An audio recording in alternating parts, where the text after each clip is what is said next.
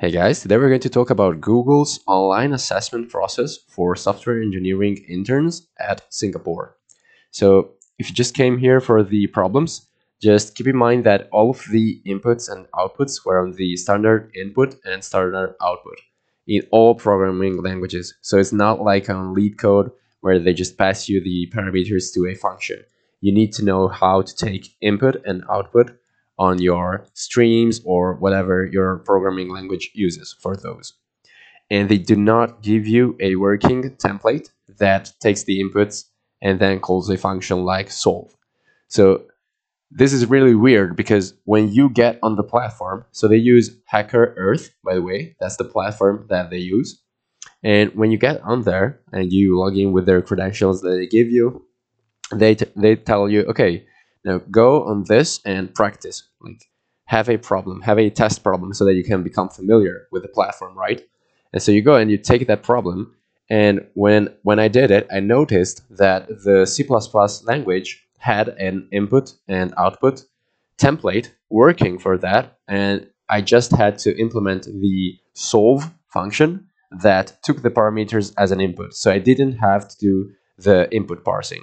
So I was really happy about that, and I said, okay, so it's not too bad. I don't actually have to worry about these things. But instead, when I finished the test problem, I went back to the actual online assessment, and there you didn't have any template, any working template in no language. Like no matter what programming language you choose from the select, from the drop down of the languages, you won't ever have a template that takes the input and output. So you need to be really familiar with that. So here are the two problems that were given in the online assessment.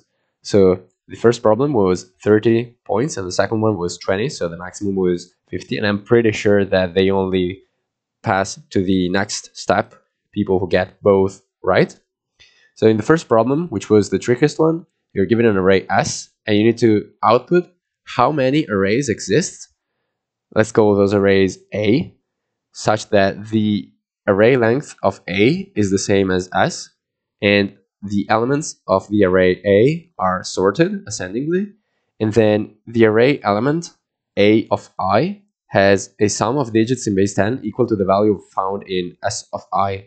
So for example, if S of I is something like just one element, so it's an array with one element like this, so this is my S, then your answer would be all of the numbers that have a sum of decimal of digits in base 10 equal to this. So those would be something like, oh yeah, and another constraint was that every element in the array should be from 1 to 1,000, right? So yeah, the most you could have in a value of S would actually be 27. This would be the max element in S, because there the output would be 1, and the output would be 1 because the only way to make 27 by adding up base 10 digits, if the numbers go up to 1,000, is 999, like that. Okay, so this is an example.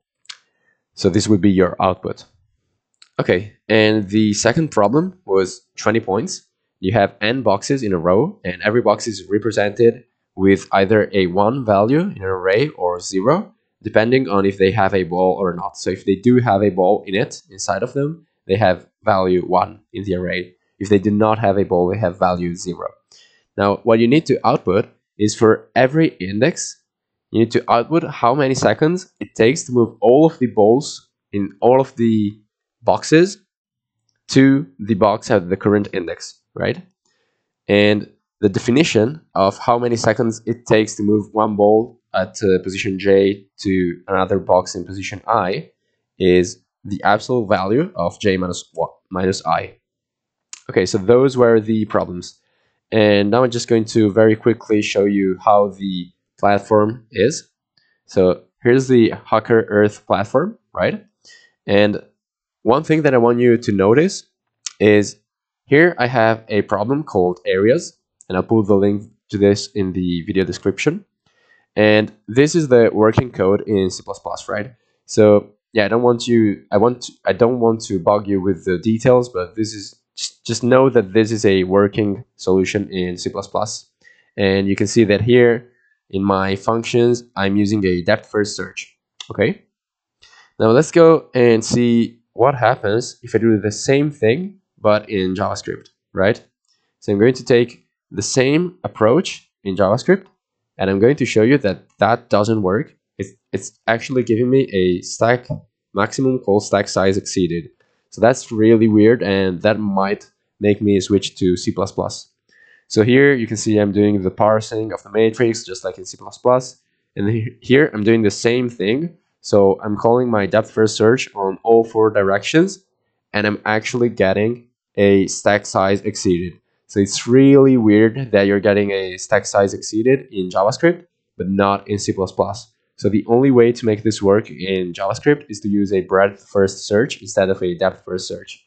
So yeah, if you really want to pass this online assessment, maybe it's a better idea to go with C++. So yeah, I think that's it. If you have any questions, just leave them in the comments. And thank you for watching, and bye.